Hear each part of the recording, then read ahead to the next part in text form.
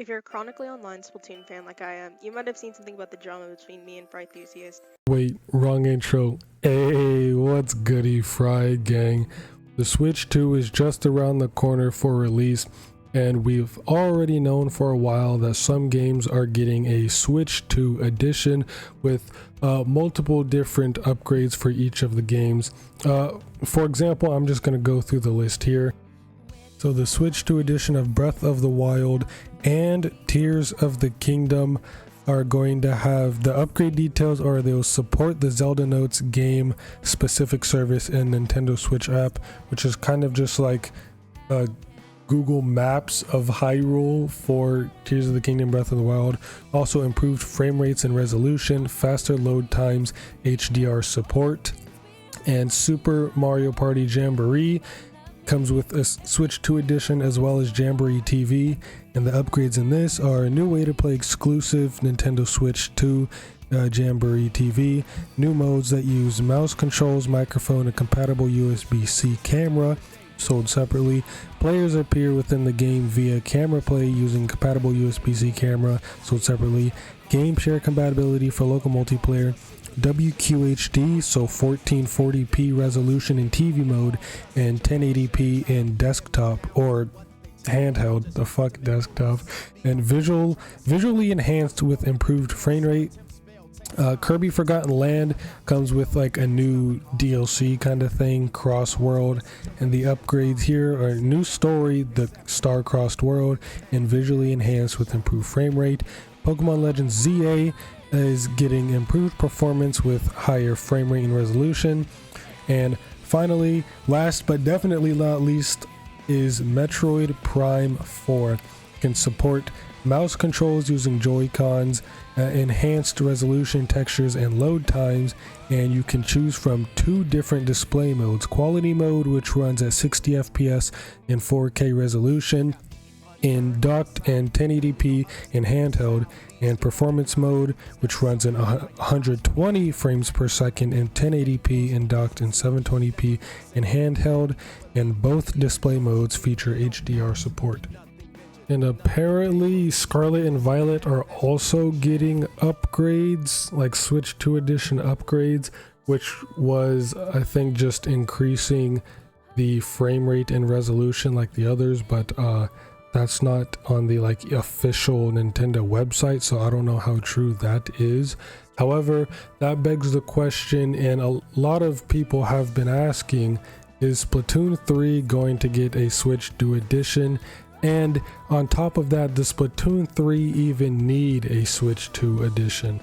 Now, before we even get into if it needs it or not, what all could go into a Switch 2 edition?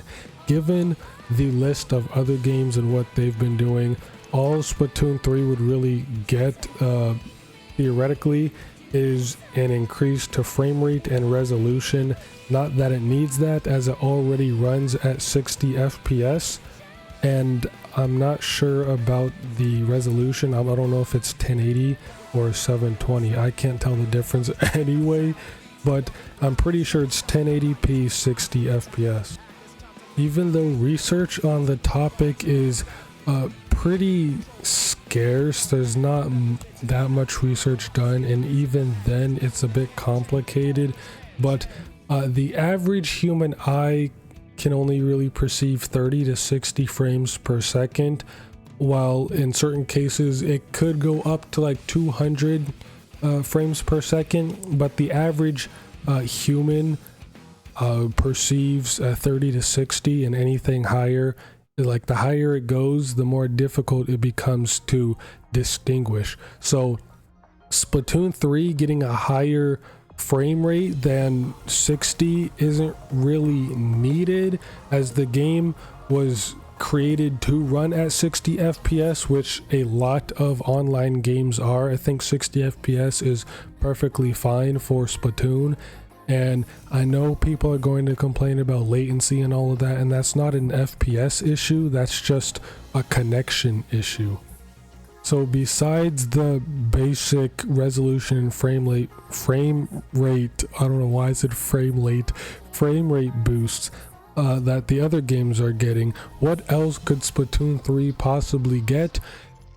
This is a bit of a stretch, but just like how Mario Party and Kirby Forgotten Land are getting extra content, I guess you could argue Splatoon 3 could get like an extra story mode that would focus more on deep cut and fleshing out their story a bit more, as they did get pretty shafted in their own game, which isn't really too surprising considering so did Off the Hook when Splatoon 2 first came out before Octo expansion.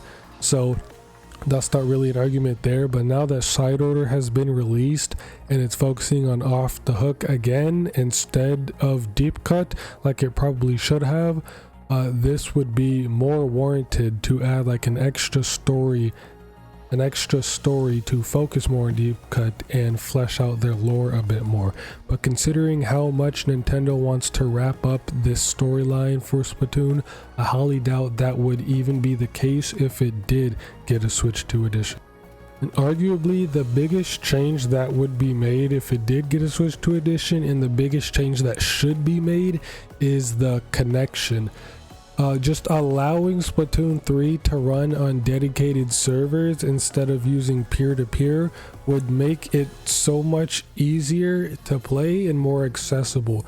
Matchmaking would be faster, the connections would be a lot stronger. I don't know if that would help with latency, like with the players between each other. I don't know if like latency and input delay relies on that, like if having a dedicated server would make the latency and input delay lower instead of using peer-to-peer. I'm not sure, but I think the overall gameplay of Splatoon 3, given the biggest appeal in the biggest part of Splatoon 3 is its online play.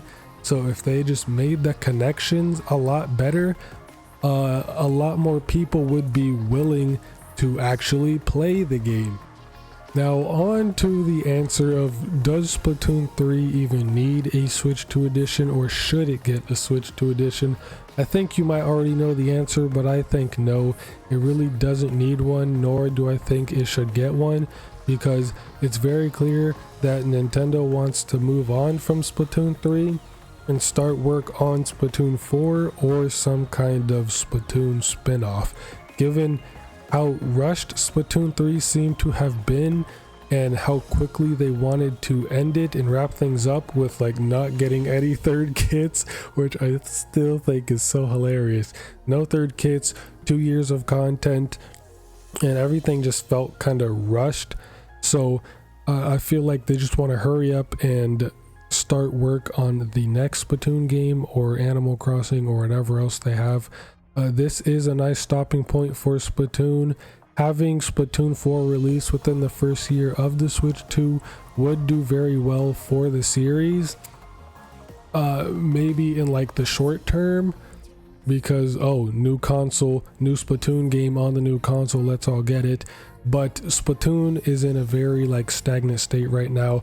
We've been getting a lot of Splatoon relatively within the past couple years, so I think it's safe, or it's time to let Splatoon rest for a little bit, at least another year or two, and then drop the next Splatoon game like next year or the year after, at the very latest in 2027. But 2026 seems like the right time to drop Splatoon 4.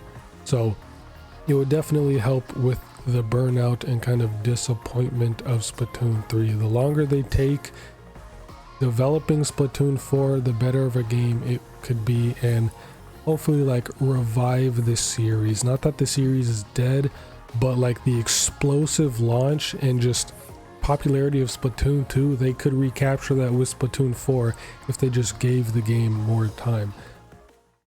But I don't know, who am I? I'm just some washed up Splatoon content creator that just makes slop content. Speaking of that, the Prez edited videos will come back. Okay, I'm doing a mix of both the edited and the more casual videos like this, like in between the more edited videos. So The next edited video will be soon. I might be after my next video because I do have a special one planned for the next one after this one, so keep an eye out for that. But yeah, that's really about it. See you next mission and play some goddamn Splatty.